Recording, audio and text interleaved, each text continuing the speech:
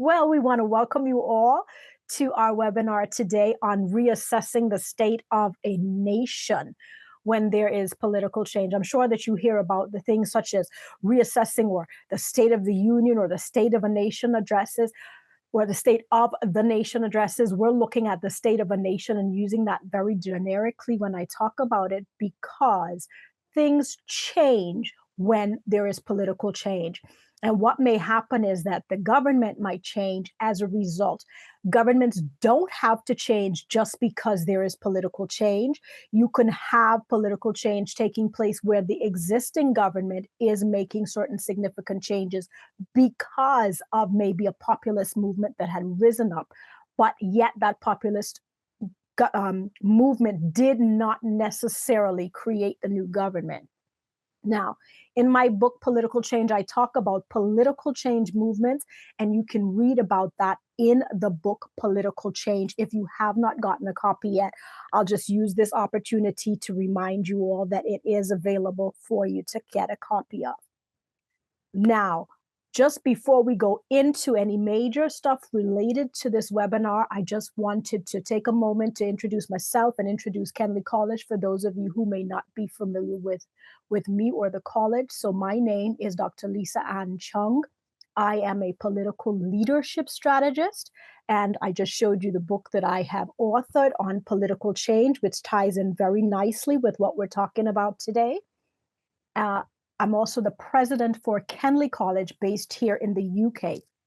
Now, Kenley College provides accredited certificate courses. We are very much focused on leadership training and strategy for government and politics. So we can have people who are just starting out into the government and political arena. They are just starting out. They're emerging politicians or emerging government leaders. Then we offer, apart from our certificate programs, within the organizational context, we have customized training and workshops, whether that is virtually done or on-site. And then in addition to that, we have on-site courses. So now let's get into the meat of this webinar. What has motivated this webinar to be presented at this time? Well, very much a lot of it has to do with the current global picture. And that current global picture, we could say started maybe around the end of 2023, but definitely in 2024, there was a lot of change on a global scene with leaders of nations and changing out governments. But some of those leaders may have been elected late in 2024, and they are only now coming into office, maybe returning to office. And of course, everyone knows the most notable case of this would be President Donald Trump. But this whole context of the global picture is forcing us to look at not only that the change has happened, but possibly when that change has happened, you may have a new administration, typically in theory, if not in practice, wanting to ensure that they are very different from the previous administration, because most likely that's what they promised the electorate, that they would be different, they would chart their own course, they would have their own mandate from the people, as they like to say. Now, when you have that, that begins to change the entire dynamic, not only of how the government operates, but it also can change the dynamic for the nation. Because once you change a government, you actually change a nation. So if we're looking at an agenda for today, we're going to look at what you saw this webinar advertised, promoted as, to look at the 3 reassessment factors that government's new administration should be looking into. We will look at the reactions to the outcomes of the reassessment process, then the result. And now, if we have some time at the end, we'll definitely open up for some questions and answers and wrap up our webinar. Now, let's start with reassessment, because when you have a new administration coming in, they don't just hit the ground running. They may have been, because it was clear that they would have made the become the new administration. There may have been some books open to them. They may have access to certain special meetings. And so they had some point to assess what they were going to be inheriting. But really, it's when they get in that they really see the nitty-gritties of what may have been hidden from them. And that reassessment can take place on 3 levels. So when you are going to be looking in the reassessment, you're going to be, as a new administration, you're going to be determining your priorities. You're going to be reassessing the priorities for the nation. You are going to reassess the people that you keep on board or bring on board. And you'll also be assessing or reassessing the partnerships that that nation is involved with. And so let me just go through each of these 3 points: the priorities, the people, and the partnerships. In terms of priorities, you will have a difference in the priorities between the previous administration and what this new administration sees as necessary, sees as what they must prioritize based on what they believe they have promised, what they believe the electorate expects of them. Now, the interesting thing that you will find with priorities is that they should never have occurred in a vacuum. So it gets a bit confusing when you have a new administration who have come in, but they have no vision. And so when there is the lack of the vision, the priorities they seem to be pulled in so many directions because they have no vision anchoring them. The priorities are going to be based on the vision when there is a clear vision. So that means that there has to be a clear vision to build, to determine what the priorities are going to be for the country. Now, part of the priorities one factor that's going to affect priorities is what the economy looks like, what the finances look like. So no government on earth has access to unlimited financial or other resources. There are always going to be some kinds of limitations to the resources they have available. So if there are limitations placed on them, no matter what good or what plans the government may have, this new administration may have had to put in place, if the finances aren't there to support those plans, then some of those plans will be put on a back burner. And the finances may also determine the priorities. And when you think of priorities, you may think of what might be more of a priority than another. So some things may be good to do. It might be significant. It can have a positive impact, but it is not a priority. It is not a top level priority because the finances are definitely not there, are not in place to make it happen. I absolutely know a lot of governments think that money can grow on trees, and they print money to prove that.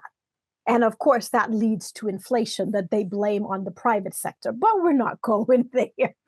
That's not the topic for the day. So again, the priorities are going to be determined in part by the finances available. So that's one thing that has to be reassessed. What were the priorities of the nation before? But now, what are the priorities that we are going to have now as a government for the nation based on the vision? The second thing that you may have people having, well, the new administration having to look at and reassess are the people that they bring on board or they keep on board. Now, this was interesting for me because we are now in a time where there are some people who are losing jobs, and within the context of something that is often called the public sector reform, you will always have this implication of people cuts, needing to trim off the excess. With anything that you have, if it is surplus to needs, you definitely need to look at trimming it. And part of the trimming is because you want to make it more productive, you want to make it more efficient. Think of a plant or think of a rose bush. You prune it because you want to make it more efficient, you want to make it more productive, you want to make it more fruitful. Well, the same thing happens within the government. If you are serious about making it more productive, making it more efficient, there is going to have to be some pruning. This doesn't always go down well. Just like with pruning, it never feels good. Some of the people who may have been in support of that new administration's reassessment and changing the plan and even the vision for that new administration may find that they are ones who have been pruned. And I remember someone who is the head of a nonprofit, an NGO, who often said some people will never come into what they're supposed to be had they not been fired. So sometimes this process that can be very painful for some of the people is actually quite good for others because it allows them to explore other careers and other opportunities that they might have ignored or they might have never thought of exploring because the reality that happens within the public sector, that happens with government employment, is that people feel quite secure. This is one of the hardest places to let people go, whether or not they're performing. It would never have been accepted in the private sector, but somehow it gets accepted more than it ever should be within the public sector. So looking, that new administration may want to determine what kinds of people they have, where they may change out departments, they may downsize, they may right size, they may completely shift their focus based on their priorities. The people that they keep in are going to be based on the priorities. So we start with vision. The vision is going to be, the priorities will drive the vision, but even the other aspects of the reassessment is going to come back to priorities. So the people come back to the priorities of the administration.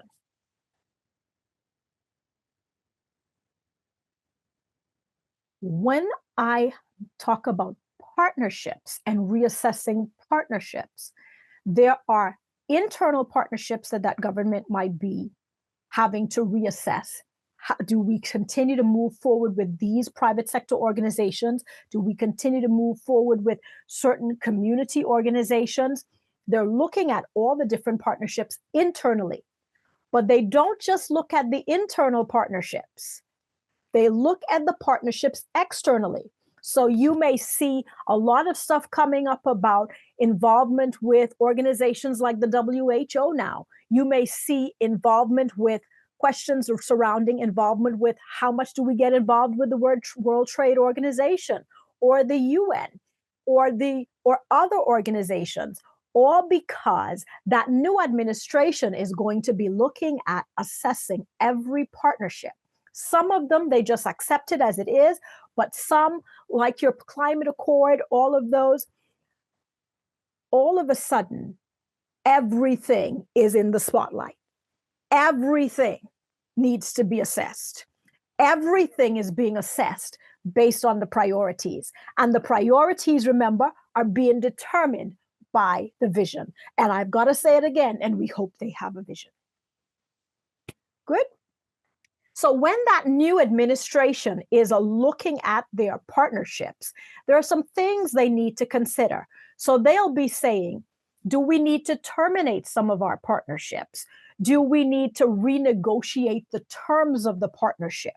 Because maybe what we did before, this isn't good for us. And depending on the size and the power and the might or not of that government or that nation, they may be in a better or less powerful position to renegotiate terms. It doesn't mean that they cannot renegotiate terms. It just is determined by how much power and weight they have in the context of that partnership. And even when I say partnership, it's not just about two, because you tend to think of partners with two. It can be entire organizations. okay? Entire trading blocks, for example. The other thing the administration might want to do when it's evaluating its partnerships is enforcing the terms that were not enforced. So there were some things that we had agreed originally as a body, as a government, and government meaning just the organizational arm of the nation, the overriding decision-making arm of the nation. They are the face of the nation. There were some terms that government might have dealt with, not necessarily that specific administration, but the government signed off on some things, and this new administration is coming into that.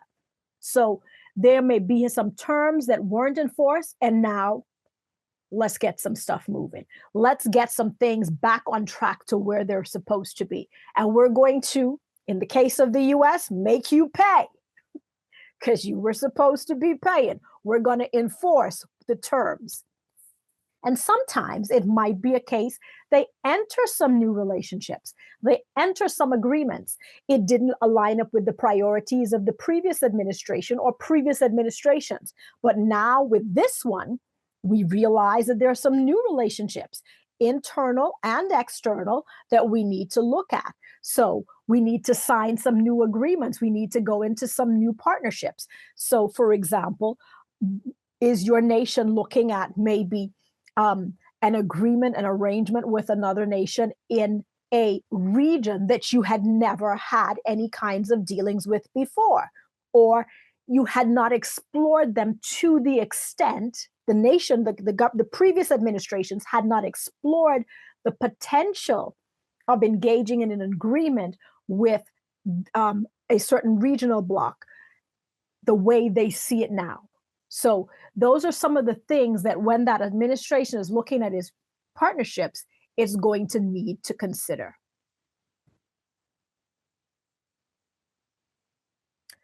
Now, we have the reassessment and we realize, okay, so we need to reassess our priorities, we need to reassess the people, and we need to reassess the partnerships. Okay, so is it easy? There may be some reactions to the outcomes of that reassessment process. So in other words, the administration has done its reassessment and it realized there's some things that we need to change. There's a new way that we want to move forward as a government, as an administration. These are the new policies that we're going to have in place for our administration. Out of that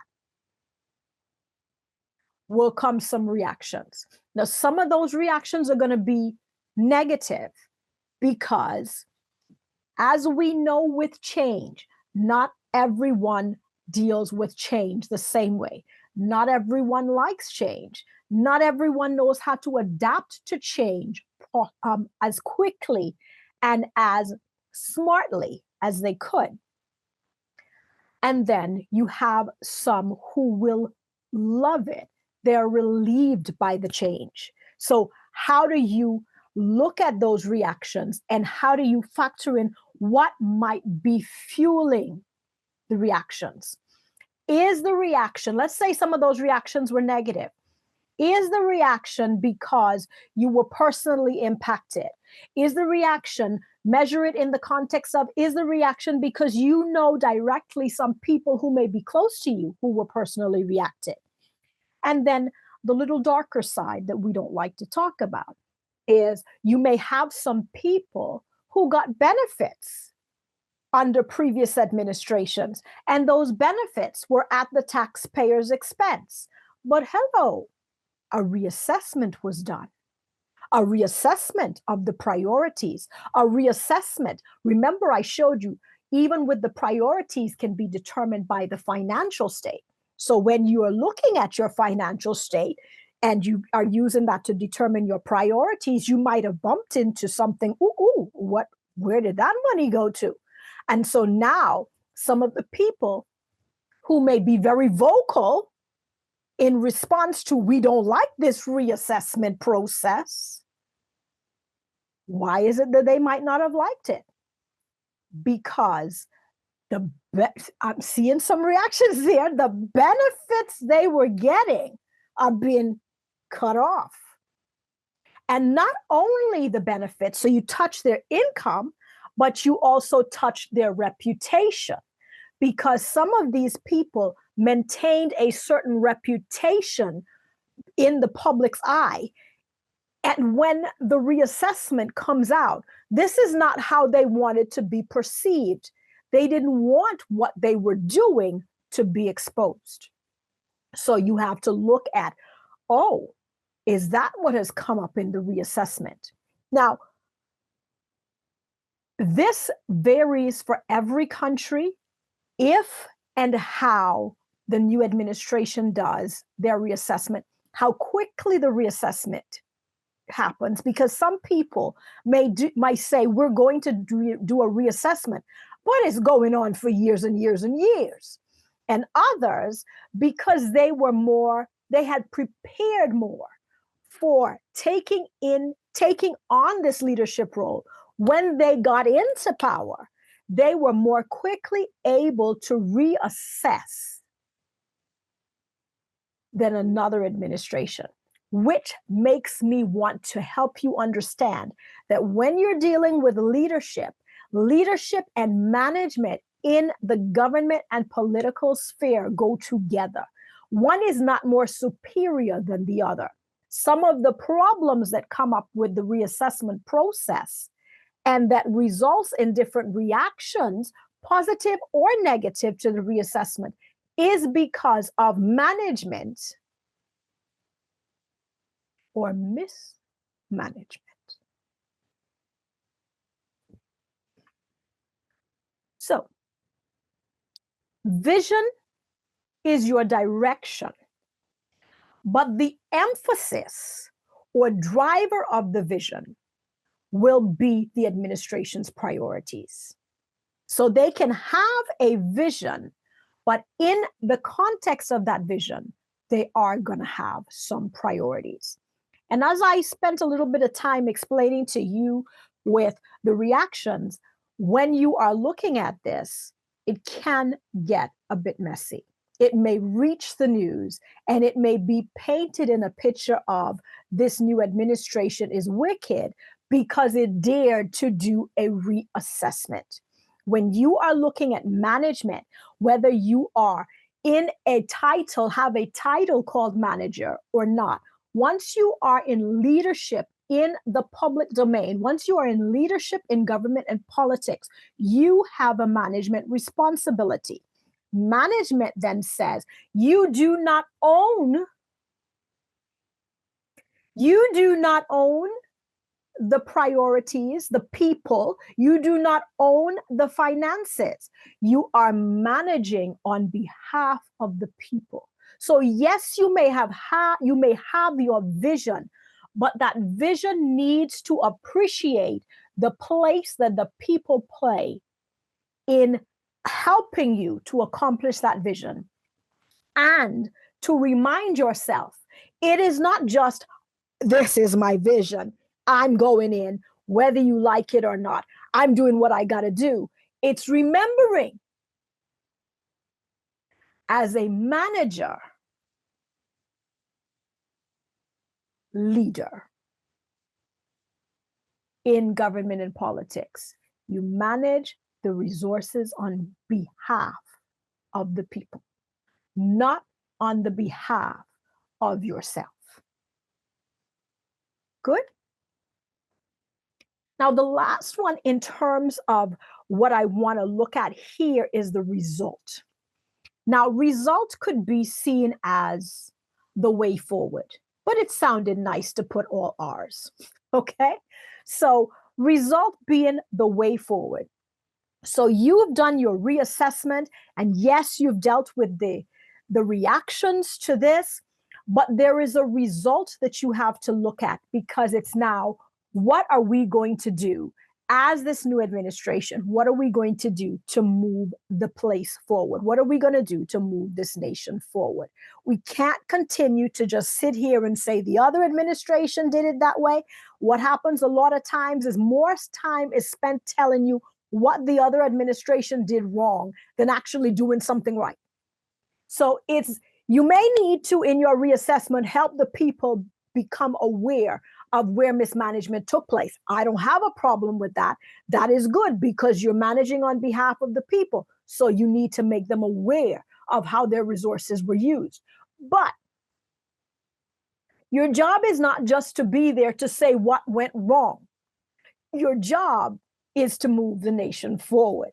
So I need to see action on your part as well. That's what the people elected you for, not to complain, but to take them forward, to take them to a better day, if you want to say it like that. Now, when you are moving some people and you realize the result is that there are some people that need to be moved and maybe some positions that need to be, you need to cut those positions. You can have some people who have set up almost what I call territorial strong in the government. And so when you now touch what they believe is their right and entitlement to a position of power, and you try to get in, their fortresses are become quite evident.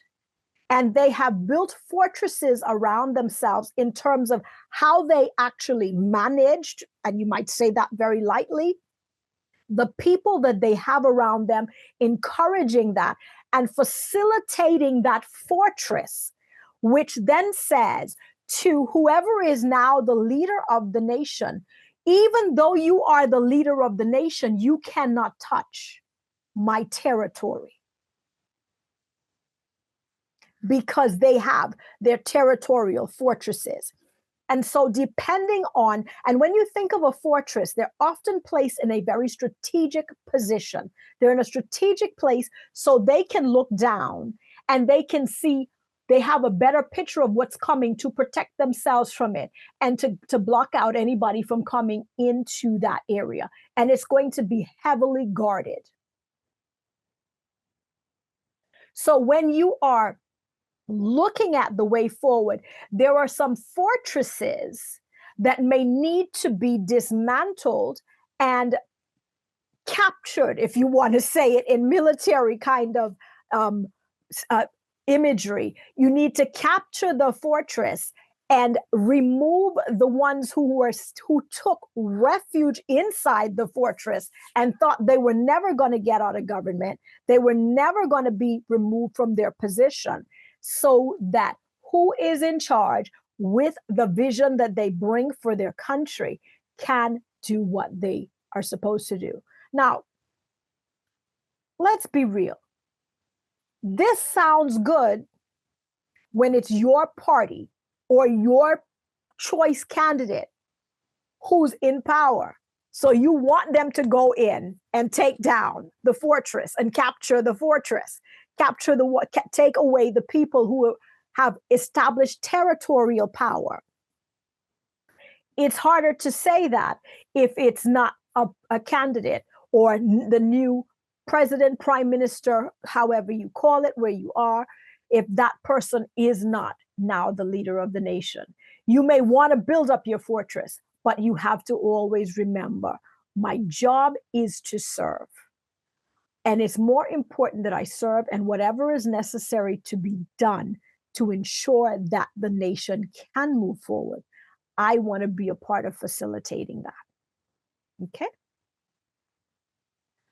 So when that new administration, let's say they're getting that fortress moved, they need to find the right people who are going to help them remove some territorial fortress holders. You've got to now look at what does this administration do moving forward. There are some people that need to be replaced. And so it may be a simple swap out. This was the person, like, for example, when a new administration takes office, even your ambassadors can be recalled and a new one put in power.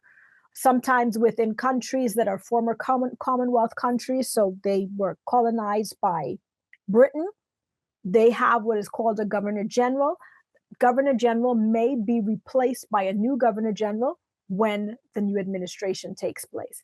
Yes, that's more ceremonial, but nonetheless, that new administration can, and it is in their prerogative to replace certain key roles, especially roles that were involving an appointment. So a person was appointed to a position by the previous administration, they can be disappointed and replaced with someone else. That new administration might decide that we need to rebuild. Okay, so if they're going to rebuild, what does that look like? They might need to bring in a new department or a new agency. It wasn't there before. So they're creating something brand new. And the other thing they might want to do is repurpose. The repurposing may be, well, we see this organization would be more effective if we pulled some people in from that organization and we essentially put it under the authority of another ministry or department or agency. So it is no longer standing alone. We're going to make it look different. We're going to now bring it in, graft it into this other department. So that means some cuts will take place there as well. So it's about, when you repurpose, you do not just repurpose to keep things the same. There are definitely going to be changes. Now, just to do a quick recap of what we were looking at today. So we looked at the reassessments. And then with that reassessments, I was looking at the priorities. What are the priorities of this new administration? Who are the people they need to keep or let go of based on those priorities? And what kinds of partnerships do they bring in or not? Then we looked at the reactions, because they're going to be varied to that reassessment process. Some people are going to like it, but not everybody. And then the result, or how we move forward, is critical to that nation not just being stuck at one set time, not just looking exactly like the previous administration, and you're wondering, was there really a difference in voting in this party versus the other party? What was the result? Okay. So now I can take any questions.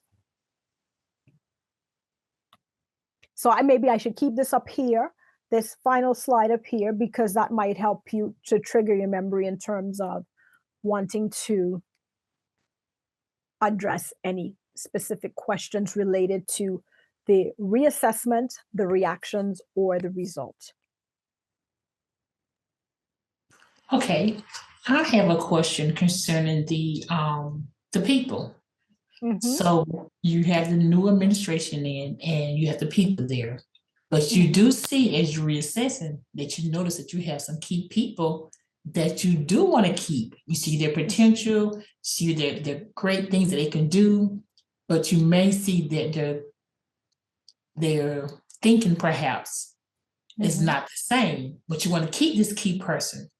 So tell me, in your reassessing, how would you, or what could be a way to handle this, this individual, because you do want to keep this key person? Oh, that's a brilliant question. So what you could do, in keeping with my R's, is you can help them to reskill. So, or you can help them to upskill, actually. So you can help them to upskill so that they can gain the skills that they need to enable them to stay and be justified in staying. Of course, you've got Kenley College courses where they may need some leadership training, and that might be what it is. It might not be that the person doesn't have the technical skill, but they may not have the leadership or the people-oriented aspects of it, because there's a need to change mindset, not just management. There's a need to change mindset, which will then impact the management.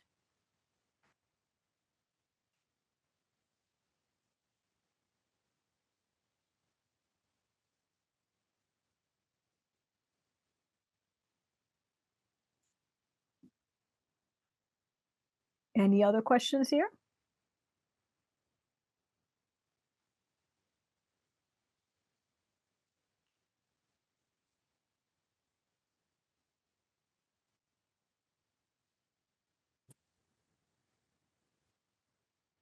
There's a question in the group chat. Oh, okay, let me see. So I see one here from Keela talking about the previous administration was doing with the money with the taxpayers and mismanaging it.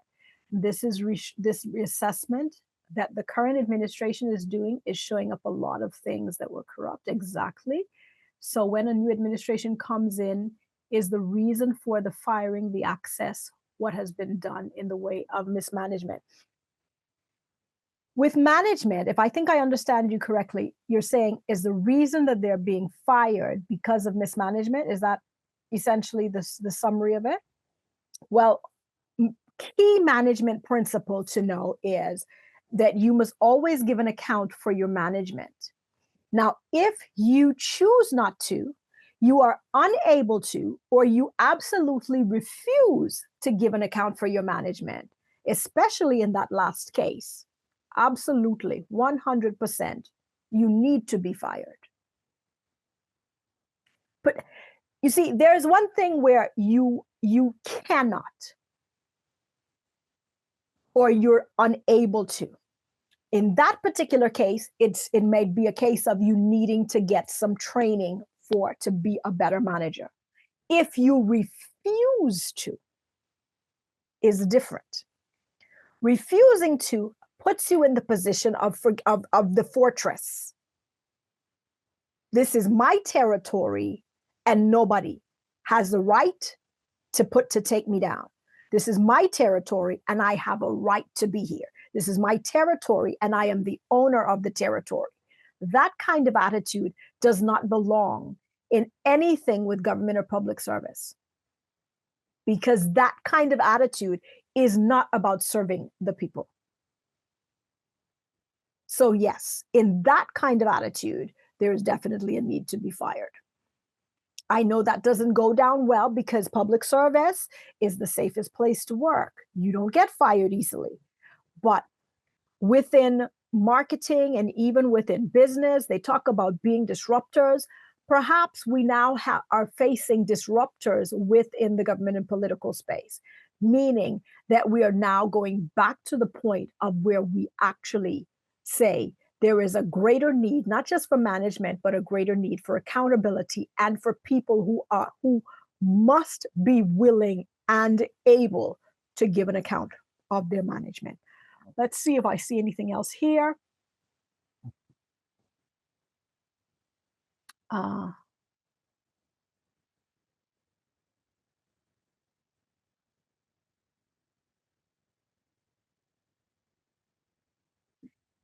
When someone is in an elected position, there has to be a case of such gross misconduct that oftentimes, even from within the context of their party, they are forced to resign, or the House, if there's a case of criminal activity, that has its own implications. But the people will ultimately fire someone who is not a good manager of their portfolio when that person is not doing their job. And then this is what I say, why people get comfortable in government roles, whether they are elected, appointed, or employed. Because even those who are appointed or those who are elected, they feel like they're safe, at least for a term. And this is why sometimes they know the people will fire them. So before they allow themselves to be fired by the people, they choose to say they will not seek re-election. In other words, when somebody knows their actions are so questionable that there is no way they have enough support of the public to run again, they will say they are not seeking re-election. And it's usually some kind of gross misconduct.